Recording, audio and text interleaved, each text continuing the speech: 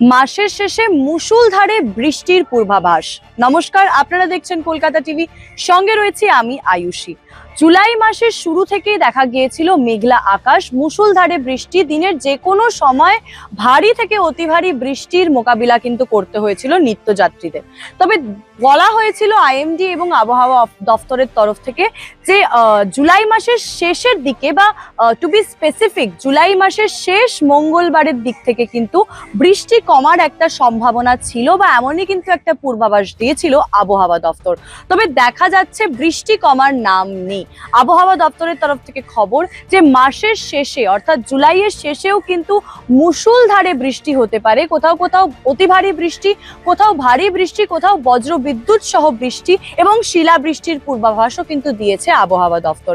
দক্ষিণবঙ্গে বহু জায়গায় জারি হয়েছে হলুদ সতর্কতা, বজ্র বিদ্যুৎ সহ বৃষ্টি, কোথাও আবার মাঝারি বৃষ্টির পূর্বাভাস রয়েছে। তবে উত্তরবঙ্গে কিন্তু বহু জায়গায় অতি ভারী বৃষ্টির সতর্কতা রয়েছে। সেই কারণে আইএমডির তরফ থেকে কিন্তু জারি করা হয়েছে কোথাও কোথাও কমলা সতর্কতা বা কোথাও কোথাও আবার হলুদ সতর্ক বার্তাও কিন্তু জারি করা হয়েছে। সেই কারণেই উত্তরবঙ্গে অতি ভারী বৃষ্টি সতর্কতা একদিকে এবং দক্ষিণবঙ্গে বজ্রবিদ্যুৎ সহ বৃষ্টি অন্যদিকে। সেই কারণে দুবঙ্গে কিন্তু আমাদের নজর রাখতে হবে।